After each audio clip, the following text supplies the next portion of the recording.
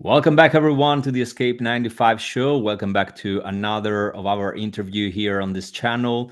Today, we're going to talk about public speaking and how to amplify your influence, how to be more effective when you talk to your audience.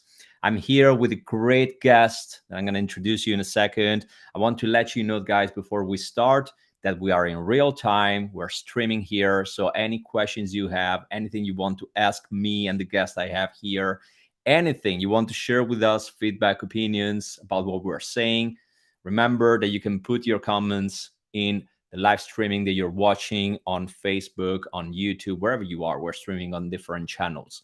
Let us know what you want to talk about, what you want to ask us, what you want to share with us, and I will read all your comments. So as I said, we're going to talk about public speaking. We're going to talk about how to amplify your influence. I have here with me a best-selling author, is a keynote speaker, is a leadership advisor, is a transformational speaker coach. I'm going to welcome to the Escape 95 show, René Rodriguez. Welcome to the show, René. Thank you so much for having me. I appreciate it. Excited to be here.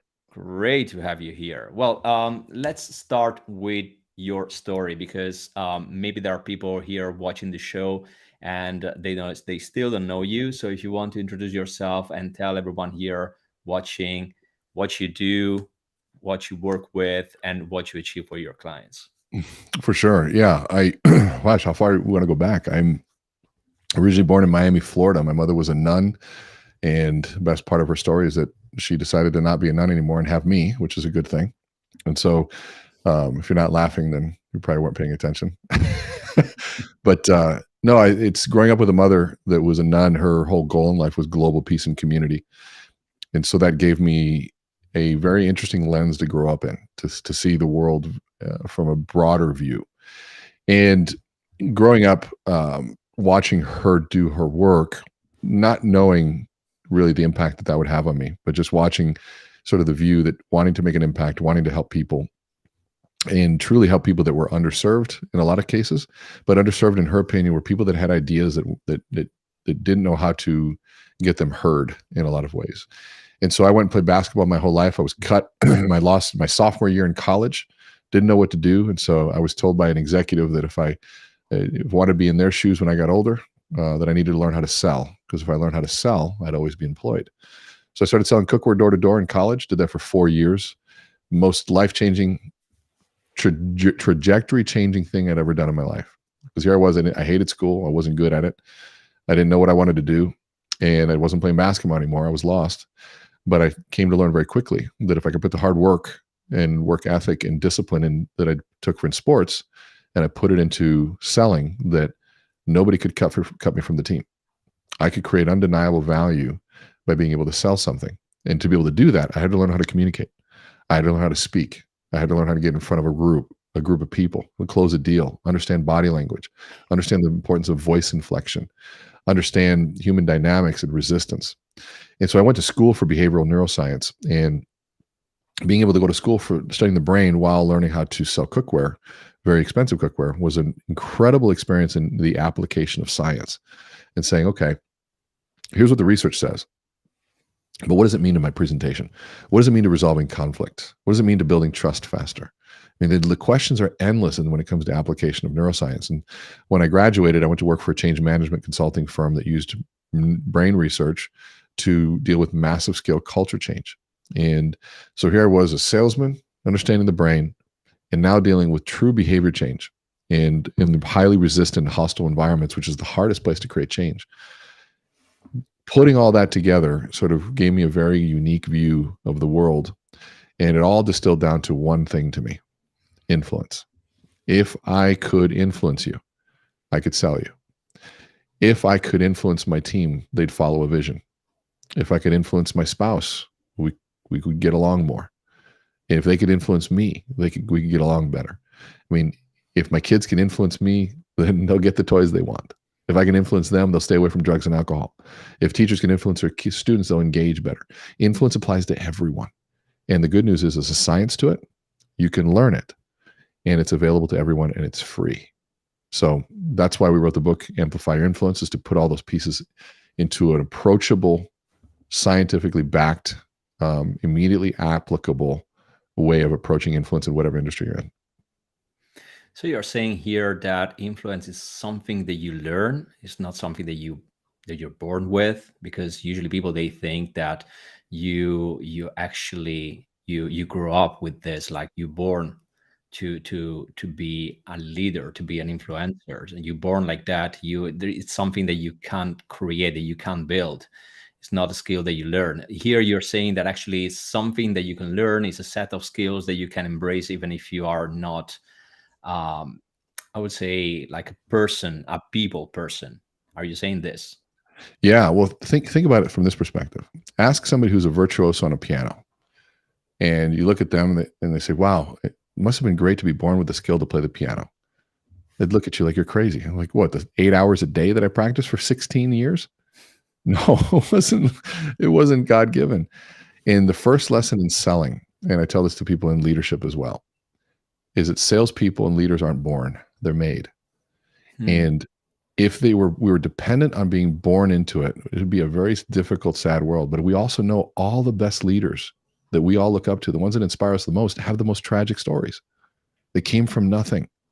They weren't born into that. Now, that's not to say that some people aren't predisposed with some genetic advantages. Some people are. They have maybe more testosterone running in their system, maybe more serotonin to be able to manage the ups and downs of business. But aside from that, everything that we're talking about can be learned. There's a great study done on mice that were cancer prone. Because really what we're talking about here truly is nature versus nurture. What is my nature versus how I've been nurtured? How I'm supposed to be versus how I was raised to be, and how my environment affects me. So they took these mice, and what they found is they could breed mice to be cancer prone. So the control group, they did nothing to this mice. 80% of those mice would get cancer. And they did is, and they took two different groups. They put one in a high stress environment and one in a low stress environment. And what they found were the mice that were, remember, if you did nothing to them, 80% would get cancer. But if you put them in a high stress environment, that number rose to 96%. And so the environment caused a raise in that. Now, they took the other group in a low stressed environment. Remember, normally 80% if you did nothing, that number dropped down to 7%. So we talk about genetics versus your environment. Your environment wins every time. And so leadership, who you grow around, what books you read, what you do, is all contributing to the person that we are. That's absolutely true. I love that you said that the people you surround yourself with are going to have a big influence. They're going to have a big influence on you and how you grow and the books you're reading. Matter of fact, Sean here said that he sent your book to all his coaching clients. So we can say that we can Thank you, already Sean. see that what you read and what you surround and the people you surround yourself with, they're going to have a big influence on you. So you already mentioned a few things we have to work on in order to become a leader, or in order to become more influential with the people you were speaking to. So let's talk about this. Let's talk about what are the areas you have to work on in order to become a leader, or in order to become a better public speaker. What should you work on? I'm going to sound like a broken record, but there is no leadership without influence. That's a John Maxwell quote. And there is no, you cannot lead without influencing people. Imagine a leader going up there and giving a great speech, because influence and public speaking are different. They're very closely related, but they're different. I know a lot of great public speakers that aren't influential. They're very comfortable on stage, but nobody does anything different as a result of them speaking. And so the goal of influence and the goal of public speaking should be to be a means by which to achieve influence. And so the public speaking is a means by which it's the method to achieve an outcome of influence. So imagine a leader that's, man, just a great public speaker, super comfortable on stage and standing ovation, and everybody goes back to doing exactly what they did before. Were they leading? Were they influencing? They weren't, unless their goal was to stay the course. But if their goal was to make a change and no one changed, they weren't leading. And so to me, the answer, if you want to be a better leader, you need to understand the laws of influence and the science of it, and then devote your entire career to mastering and practicing it. And so what do I mean by that? You have to understand that when we communicate, I've got an idea and I got to communicate from me to you, whether it's, let's say if I'm a leader and I want to communicate a vision. Well, how am I going to get that message out of my brain to yours? and in a way that you want to act on it. And I can force you to act on it, pieces of it, because I'm your boss and I have maybe authority. That only goes so far. That's pushing to do something. But what if I created an inner pull, an inner desire to do something, a momentum that was created voluntarily because I sparked something? That's the ability to inspire somebody towards something, to trigger something that already exists, and to align your message with the values that already exist for them. Well, to be able to do that requires a lot of skills. One, I've got to be self-aware.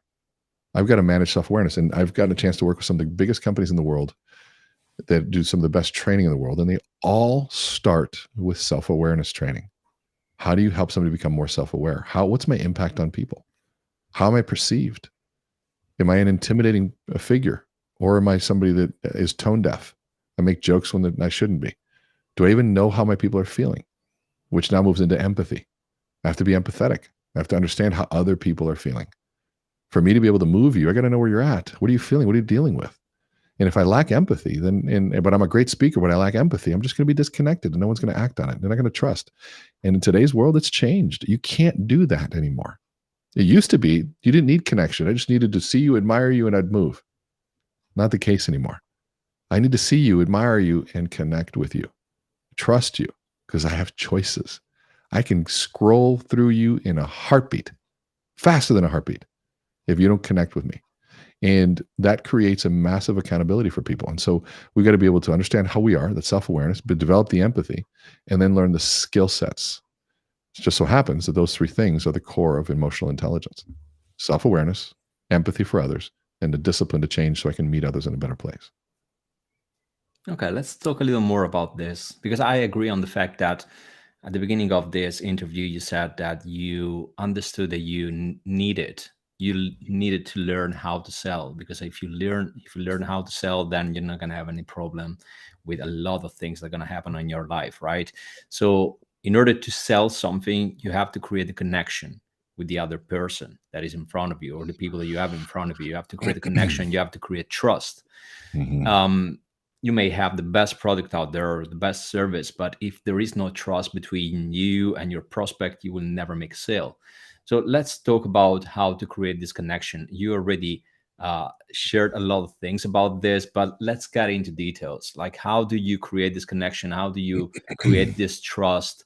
And how do you create this connection with your audience? Well, trust is a big question, and there's a lot of ways. And trust is not all-encompassing. Just understand that. Meaning, I know some people that I trust to be on time to a meeting, but I would never trust them with my kids. I know somebody I would trust with my kids, but I'll never trust them to be on time for a meeting. So trust doesn't hit everything. Trust is experiential. It's something that I have to experience my way into it. I don't intellectualize my way into it. And so what does that mean? There's pieces that speed trust in the trust building process, and they go into what is the person looking for, whether they buy into it. Well, they're looking for congruency. What do I mean by that? Does your message and tone of voice and body language align? That's one of the pieces. So congruency. Like, for example, here's an incongruent message. Thank you so much for having me. I'm really excited to be here.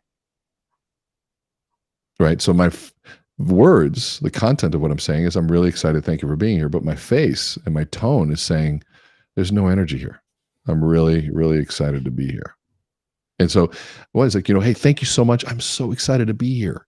Now there's a congruent message where my body and my tone match the words coming out of my mouth. And so that's easy to say, create congruency, but it's hard. Most people lack the self-awareness to know when they're even incongruent. Their ums and their ahs, their eye and facial expressions, maybe their body language is in a defensive stance. There's even unintentional incongruencies that are happening all the time that don't match and unconsciously create a barrier between your ability to connect with that other person. So the beautiful thing about this thing is that it requires you to be a different person to be congruent. It requires you to be self-aware, requires you to take a look at who you are, requires you to ask yourself the toughest questions of what do you believe? And then to be able to have the courage to deliver it. So then you're talking about like the physical pieces. That's the congruency and how do I create trust? Another way is to listen. I mean, these are basic things, by the way, but we're just not good at them.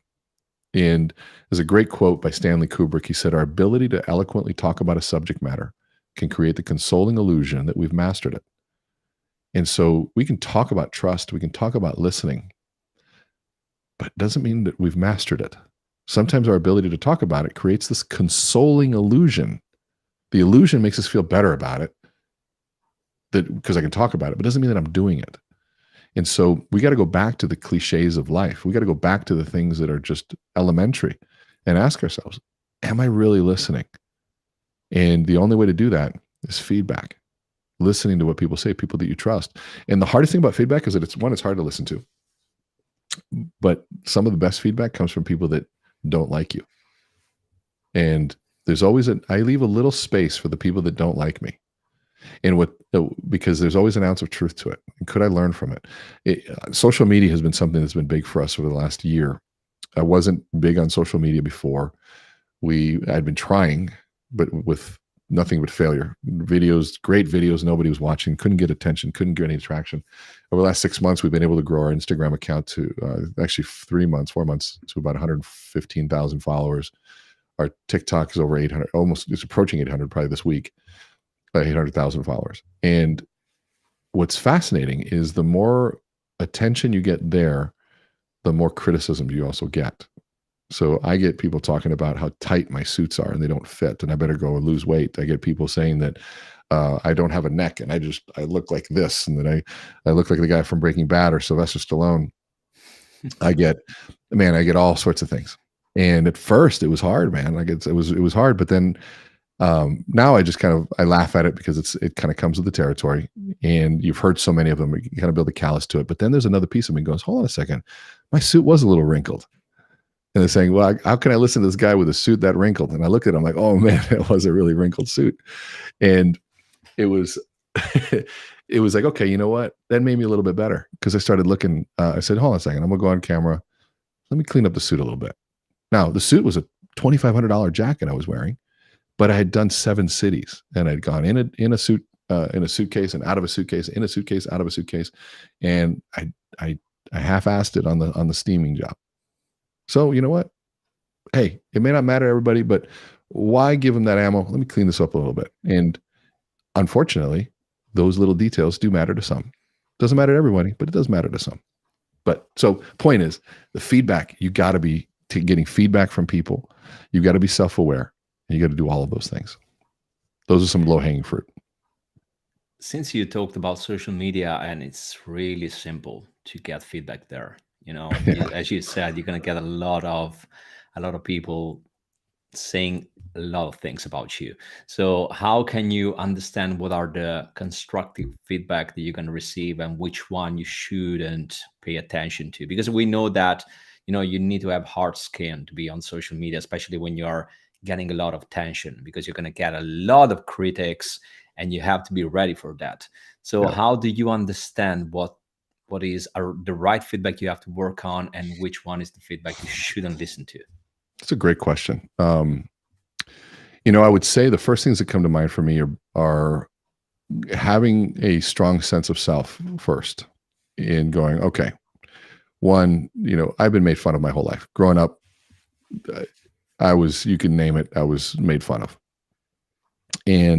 But like most people, by the way, I was bullied as a kid. So was everyone. Like, that's just, I think it's part of our upbringing. You got to get bullied a few times and you know what, being bullied can create some empathy and compassion, as long as you have good parents and good people around you, which goes to the second piece, is you got to have strong people around you to remind you of what's worth listening to and what's not. Now, there's some people that'll be like, oh no, you shouldn't listen to that. Your suit was fine. Or some people be like, oh, that's funny. Yeah, your suit was a little wrinkled, man. You want to clean that one up. And so like, it's those little pieces of being able to balance the two, but then really understanding who you want to be. What is your brand? What's your message? And what are your message? And so I'm in a position of teaching people how to communicate a message, how to present themselves in a professional manner, how to utilize body language and the intangible nonverbal communications. And unfortunately, in the world of business, if you don't have shined shoes, some people might take judgment to that. Now, that's kind of an old school thought, by the way, because a lot more people are more relaxed in their dress now, which I think is fine, because that's the brand that they want to. It's not about what you wear. It's about what message you're trying to deliver, because we're always delivering a message. And so if I want to, Mark Zuckerberg never changes his clothes and, they wear the same thing. Go, well, that's Mark Zuckerberg. He's a billionaire. And he started something that was pretty unique. Well, not everybody has that same luxury to be able to do that. Some of us need to make sure that we show up and we're looking clean. And if you show up to a job interview and your suit is completely wrinkled, your potential employer might go, okay, if they miss this detail, what other details might they miss?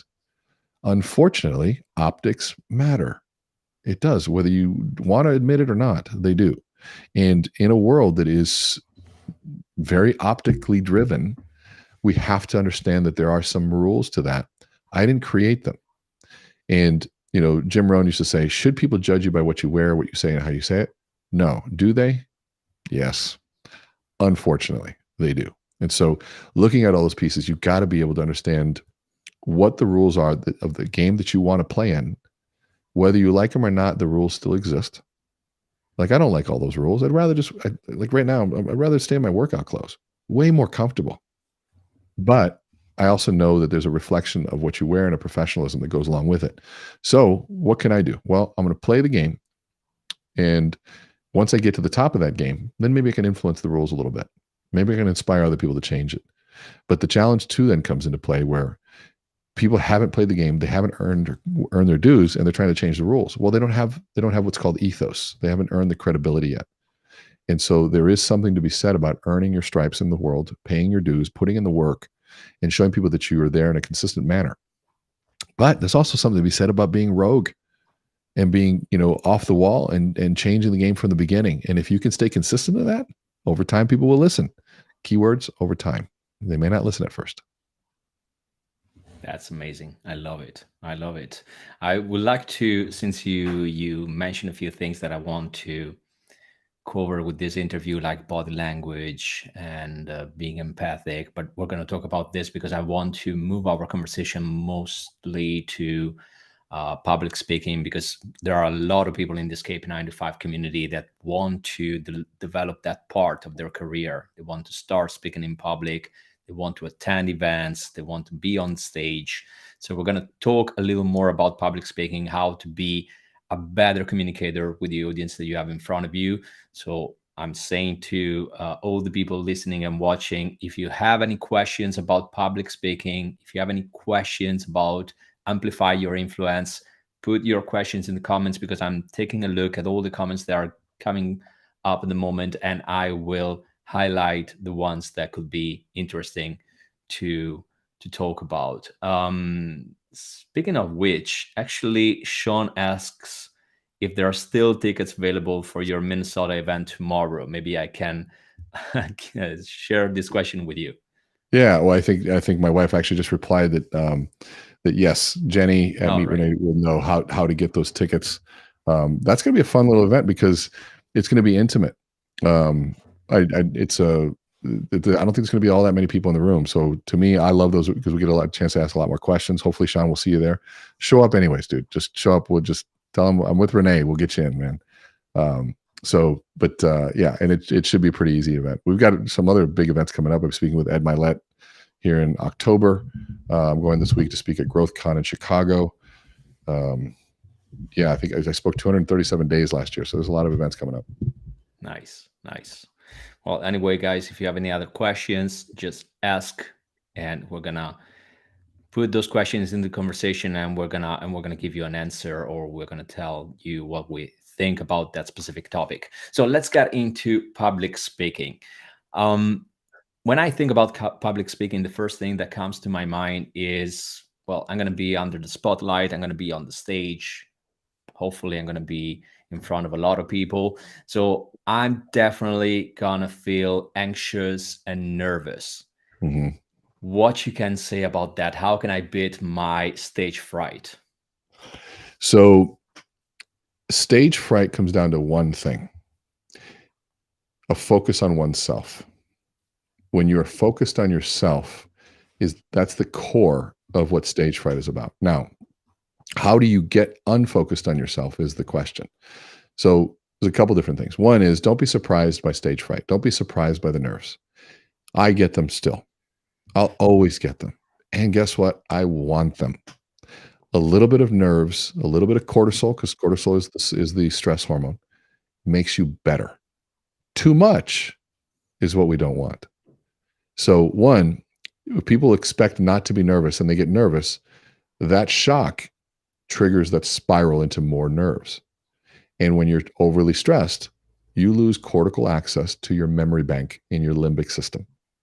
The hippocampus literally shuts off and you can't remember. That's why you're up there and you freeze and you forget. That's just a stress response. It's not a knowledge problem. You have the knowledge if you prepared. You just haven't managed the nerves. And so my mentor told me, Renee, you'll never get the butterflies to go away, but you can teach them to fly in formation. I wrote that. It's actually in my book. And so how do you get the nerves to fly in formation? Well, you got to learn breathing techniques. There's a great thing called diaphragmatic breathing, where you breathe in, take a deep breath in through the nose, deep, like really deep, and you hold it 2-3 seconds, and then you slowly exhale. I always shoot for about 8 seconds. And if you notice, if the exhale is longer than the inhale, that's the process of triggering the parasympathetic nervous system. The stress response is the sympathetic nervous system. Those two nervous systems, they're all part of the autonomic nervous system. It breaks off into two branches, the sympathetic and the parasympathetic. Sympathetic is the excitatory, the nervous, the stressful response. Parasympathetic is the relaxed response. They cannot be active at once. It's one is on or off. That's how they work. And so if your sympathetic is on, you got to do parasympathetic things to shut it off. Breathing is one of them. More oxygen to the brain. Reminding yourself that you're not going to die. All of those different things do that. Now, preparation also helps. Knowing your information, putting in the practice, putting in the reps. So when you get up there, it's not your first time. And so when you have those two pieces, and then preparing for what might go wrong. We teach people 3 ways to fail on stage in a way that nobody will know. And so, because we're all going to fail, we're all going to forget. Like, what happens when you forget what you're going to say next? Well, most people start to panic. And then they see their notes and they start to, how can I keep talking and rambling to get over to my notes and somehow peek down there in a way that they don't know I'm searching on my notes? Well, one, what's wrong with looking at notes? Let's normalize that for a minute. You can look at notes, okay? So get rid of I looked at my notes and I failed. No, you don't fail by looking at notes. Looking at your notes too long is the failure. So how much time do I have? So I want you to imagine, if you're watching this, put a glass of water in front of you, or a cup or a mug. And I want you to reach out, grab that mug, and you take a sip. So you reach out, you go like this, and you set it down. That's how much time you have. As long as it takes for you to reach out, grab a gulp of water or a gulp of coffee and set it down, that's how long you can take a look at that same time period to take a gulp of information from your notes. So you're walking over, you forgot. So here are the 3 things that we're going to cover today. The first one, we're going to put our customers first. And so now all of a sudden, I took a gulp of information. And if I took that amount of time, nobody even notices, nobody even cares. And sometimes if I have notes on a complex subject, I'll say, here are the 5 things. Now I wrote them down here. Because I want to make sure I'm accurate with these things. First one is here, boom. This is the first one. And you notice I framed it by saying, I wrote them down because I want to make sure I'm accurate. Now that shows that Renee's thorough, he thought ahead, and he wants to be truthful with me. So if I didn't frame it, it might seem like I don't remember. So the 5 things are, and I'm staring at my, people are like, well, did he even practice this? Did he even prepare for this? Versus I say, I wrote this down because I want to be accurate with these. The first one is this. And now all of a sudden it's there. So I've eliminated the stress of forgetting by just having the gulp of information and knowing that notes are okay. That's an inner belief. Notes are okay. Depending on the notes, and too long is not. Second piece. Let's say that you're running and you completely forgot, you have no notes on stage and you completely forgot everything and you have nowhere to run. So one of the things I tell people, now before I tell you, if you're watching this, what I want you to do is grab a sheet of paper and I want you to write down one thing you've learned so far. Right here. Grab a sheet of paper and I want you to write it down. And all of a sudden, now that's what I do.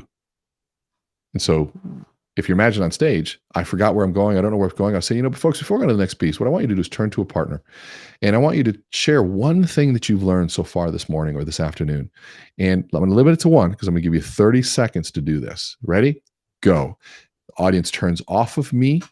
The attention's not on me anymore. They turn to each other. All the stress goes away. And I get time to go check my notes. I get to Google something if I need to, just to breathe. And all of a sudden, just that stress reduction makes my brain function and I remember what I would needed to say. I've literally gone off on stage, called my wife in the back going, do you have this note?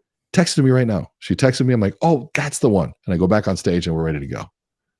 So that's the second piece. The third is what we call the ramble dance. And if you find yourself rambling because you don't know where you're going, the ramble is typically you're trying to make your mouth move, to make noise, to keep the audience engaged as you try to remember. So you're talking and remembering. Not a good thing to do. It's not a good thing to do. That's top down and bottom up processing at the same time. Doesn't work real well. And so instead of rambling, when you find yourself rambling, one, the self-awareness to go, okay, I'm rambling. You have to physically stop rambling, move your body forward and say, you know what? And you stop, you ramble, and you stop the ramble, and you look at your audience and say, you know, the reason I'm sharing this story with you is this. And you move into that magical phrase of the reason I'm sharing this with you is, and you fill in the blank. What happens is the audience doesn't know that you were rambling. What the audience feels was that you were setting up a message, what we call a frame. And now it may have been rambling, but then there's something magical that I've discovered too, is that when you say the reason I share that with you is, your brain immediately remembers the purpose of your talk or even the purpose of that story. Or, you know what, you got to find a place filler for that moment to buy yourself a little bit of time. The reason I share that story with you is so the next time you're on stage and you find yourself rambling, pause, stop, and walk into the audience and say powerfully, the reason I share that with you is. You notice how I just did it? So it's one of those things that also puts a closure to things. And I'll give you a fourth one, a little bonus. How do you end a talk when you feel like you're rambling and you don't know where to close? There's one powerful phrase you can use, because sometimes if you're driving down the road and you miss your exit, that's what it feels like, your exit to exit the talk. And you're like, oh my God, and I got to keep driving to find the next exit, right? Because I don't know, I can't just exit right now. I got to create that exit. Oh, I missed the other one. I'm like, oh my God. And sometimes you get caught up. Here's how you create your own exit. Use this phrase. So you're talking, say, you know what? So folks, I want to challenge you to do this. And you move into a challenge. So I challenge you to do this. As I close, I want to leave you with this challenge. And you challenge them. And it's based on the learning, something you wanted them to get. And so that creates an exit ramp where there might have not been one before. And there's 3 types of challenges. If I am the leader, I can say, I want to challenge you to do this. Now, if I'm not the leader and I want to lead differently, I might say, so I want to challenge myself to really stay focused over the next couple of days. So now I'm leading, but by example. You haven't appointed me as a leader, but I'm just going to lead in my own way by just being a good example. Now, if I want to create bonding and teamwork with the team, I might say, so I want to challenge us all. Challenge myself, challenge you, challenge us all. Those are the 3 ways to create that exit ramp. That's pure gold. This 4 advice you share with us, I hope that people were taking notes, because they actually make a big change if you want to speak on a stage and you want to speak in front of an audience. And I wanted to talk a little about body language as well. Actually, there are 2 things that I want to talk about. I wanted to talk about body language, absolutely, like what you have to do, or how you move yourself, or how fast should you talk, or how do you keep the attention of your audience with you, try not to lose them, or make them get confused, or make them distracted, like how to use body language for all of this. And the other thing that I definitely want to cover with this interview before we end is, how do you do that when you are on social media? Because at the beginning of this interview, you talked about the fact that for you, it wasn't that natural to grow an audience on social media. So let's focus on this part of speaking in public with real people in front of you and on social media. So body language, what can we say about that? For sure. And I just want to do a time check. I do have a live webinar that starts in about 13 minutes. And so I want to make sure. That's why I'm trying to rush into these 2 things. And I need about 5 to prepare. So I want to make sure I get that. So let's talk about body language, and then we'll talk about social media. So body language, the biggest thing I can tell you is that light travels faster than sound. So people are going to judge you whether they want to or not how you appear first, and not just your dress. Let's assume that you got the right proper dress code, but the way you carry yourself, shoulders up, big smile, chin just slightly elevated, and what we call the curtains. Your eyebrows are the curtains to you. And if my curtains are closed, I can't get access to you. But if my curtains are open, say, hey, great to see you. Thank you so much for being here. Versus great to see you. Thanks for being here. So these pieces, like just opening my eyes a little bit more and practicing. You got to look in the mirror and record yourself. So if you don't record yourself, you don't have any sort of feedback to know what you look like. Professional athletes watch game tape. They watch themselves play a game, and then they watch their competitors. And they do that every single week. The pros, these guys are making millions and millions of dollars. But we as professional corporate athletes, we forget to do that. So you got to record yourself. You got to know what you look like. And the good news is you can hit a button in Zoom and record it. You have an iPhone or an Android, you can record it. And so you have to be able to record yourself to do that. Second piece is where you put your hands. I'll leave that with you because a lot of people don't know where to put hands. One of our viral videos with over 25 million views is just about this concept called the influence zone. And the influence zone is between your belly button and your eyes. If your hands are below that, you don't look engaged. You don't look like you're leading. You don't look influential. You definitely don't look powerful. But the moment you bring your hands in a position that is above there, it's almost a ready position. You're ready to catch a ball. You're using your hands and you're using hand gestures. Now all of a sudden people are paying attention. Hands are the tools of attention when it comes to presentation online and in person. If you notice, I try to bring my hands into here as much as I can because this comes as something just kind of livens up this little screen. Right? So just those are all motions that help retention, helps me remember. It also helps you engage. And so knowing, remember I said retention, these are all things that almost are unconscious, but you have to allow yourself to do that. And so we're painting pictures, using your hands and keeping them in the influence zone. If you get the book, there's a whole chapter on a whole section on the influence zone. If you don't want to buy the book, go to my social media. I talk about it all the time. And that piece right there, knowing your posture, influence zone, opening your curtains and having a smile are the most easily attained and most powerful things that you can do to manage body language. And so when it comes to social media and being on camera, the influence zone changes. If you notice, I'm using my hands a lot, but you can't see that. So my influence zone now is almost above my chest here. So I've got to be able to bring my hands up. If I did that down here, you wouldn't be able to see it. So I've got to bring it into camera, into the lens of what's going on. And so I've got to be able to keep this little area engaging there. And if you want to grow your social media, you've got to be able to have a good story to tell, but there is a formula to do it. And I'll leave you with this. So I've done video almost 11 years, and it didn't capture to start hitting until this last year. So 7 months ago. And the change we made wasn't about the quality, because we had the best quality. You can see I'm in a $100,000 studio right now doing this. It wasn't about the quality. It was about the sequence of which we communicated. You have an audition every time you're on social media to a group of people that don't know you. And that audition lasts 3 seconds. If you knew you were auditioning for a part, the part is your attention, the audience's attention, to a group of people that have no idea. They don't know what you do. They don't know your income. They don't know your company. They don't know what you've done. They don't know you've written a book, nothing. How are you going to capture their attention in 3 seconds? Well, you got to have mass appeal and do what's called a hook. And a hook is something that immediately captures attention. If you want to understand hooks, study old time news headlines. They were there to capture people's attention. Extra, read all about it. And here, usually it's a number, and I can give you a little formula for that. I'll have to pull it up here. But the hook formula is in the, sorry, I can't multitask, so I'm going to do this. Oh, I can't find it. Well, I will see if I can find it before the end of this. Where did you go? Well, while you're looking for that, I wanted just to highlight one thing that you said. When you are talking to people, I love that you said that you should record yourself, because when I started learning how to speak in public, I had no idea about this. And then when I joined Toastmaster and I started talking in front of people, I realized that everyone was giving a speech, they were recording themselves. And there is a big reason why you do that, and amazing information about using your hands. So here's the formula. A number plus an adjective plus a tool, right?